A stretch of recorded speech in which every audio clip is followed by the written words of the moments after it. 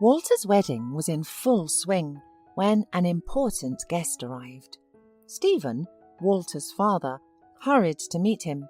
It was his business partner Paul, who had specially come from abroad to attend the wedding.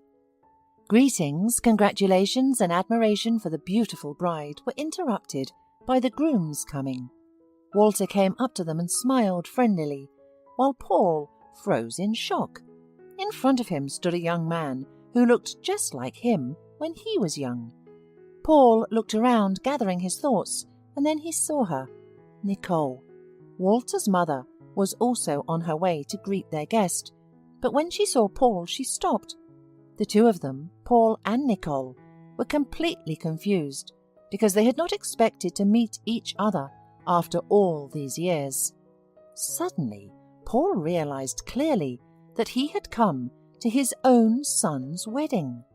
Many years ago, he had met Nicole while studying at university. They fell in love and decided to get married as soon as they finished their studies. Paul worked part-time in his spare time, but could not earn money for a proper wedding. He decided to take out a loan just to please his sweetheart. And so, the dress and suit were bought, the invitations were sent, the banquet was ordered, the musicians and the toastmaster were paid. On the last night before the wedding, Paul was worried and nervous. To somehow calm down, he called Nicole, but no one answered. Only around midnight, the worried Paul finally managed to get through to Nicole. "I'm leaving forever, Paul. I'll be living abroad.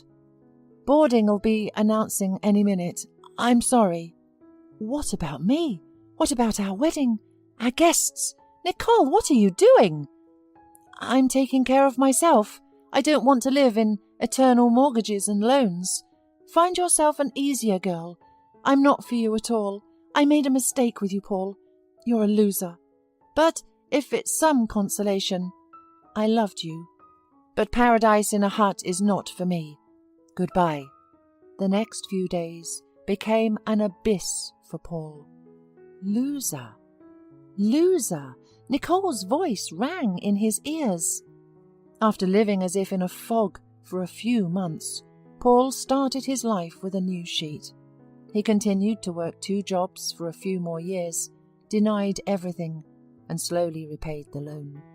And in his spare time, which was hard to find, Paul developed a project that could bring him not only money, but fame. And so it happened. The long 4 years of work came to an end, and Paul went to City Hall with his offer. He was heard, understood, and accepted. Paul signed the contract on mutually beneficial terms.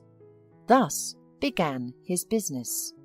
After that, he moved to the capital and then took the company to the international market. One day, a foreign affiliate companion, in a friendly conversation, invited Paul to his son's wedding. Paul willingly agreed to come. He had never been interested in Stephen's family, and now it turned out that his spouse was Nicole, his former girlfriend, who had dumped him on the eve of the wedding. Paul looked at Nicole and Walter and realized that that day would change their lives forever. Taking a moment, Nicole walked up to him and hissed angrily, "Why did you come here? You want to get back at me, don't you?" "Is Walter my son?" he asked instead of answering. "You can keep quiet. I can see that he is mine. I just don't understand. What have you achieved?" "Nothing," Nicole suddenly sighed. "I wanted to live in wealth, and I lived in the second role. My husband has always had many women. Only he didn't have a son. That's why he stayed with me. He thinks Walter is his child." "Mum, what are you talking about?"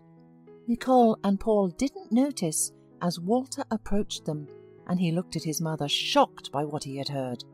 "Mother, how could you? You betrayed everyone. Daddy, me?" Walter turned to Paul and said quietly, "You'd better go. Don't ruin the party for me or my dad."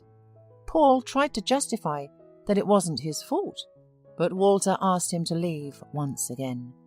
Paul walked over to Stephen, told him that his sudden indisposition prevented him from continuing the party, and indeed, staggering from the problem he was facing, he walked out of the banquet hall.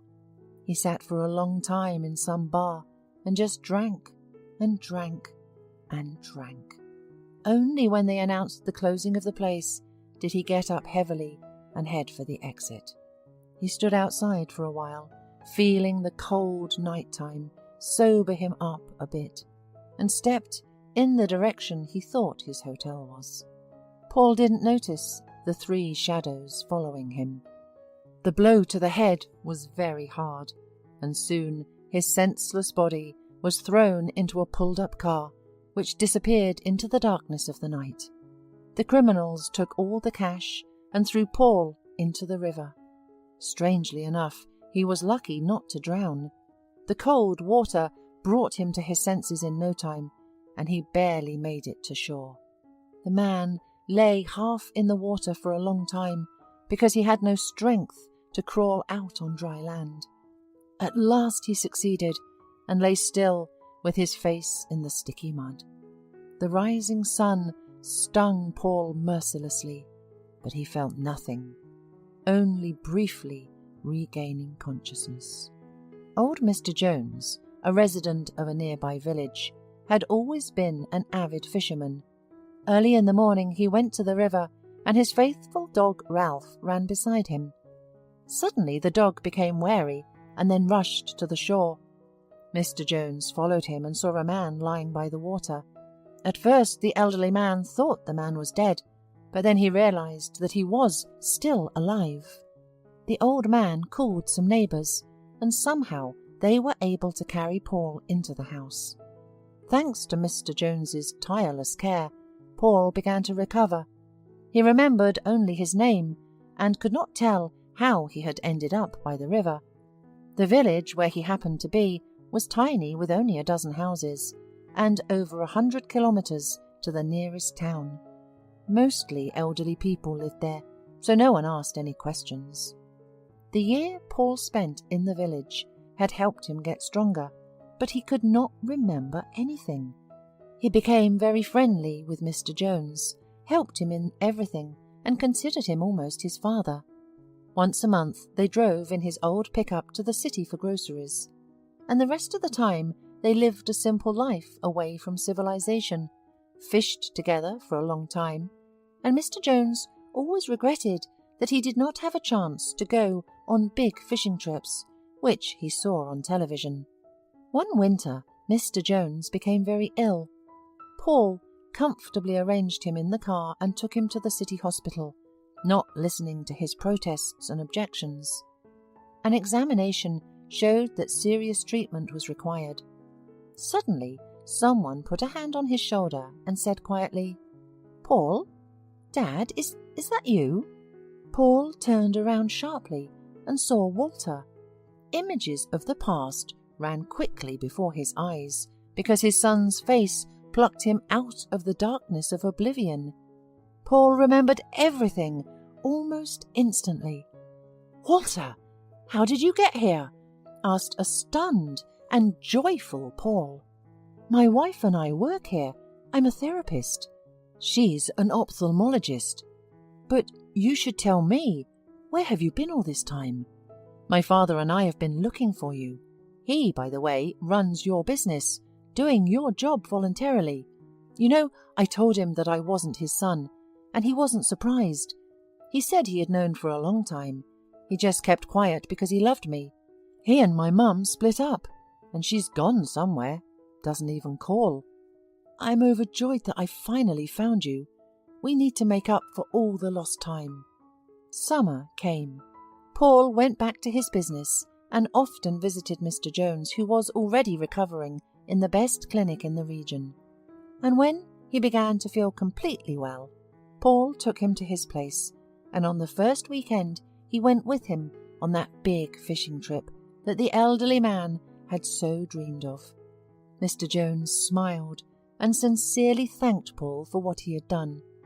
And from the back seat, Ralph's shaggy face was reaching out to them, and the dog was squealing happily at the fact that the owner was with him again.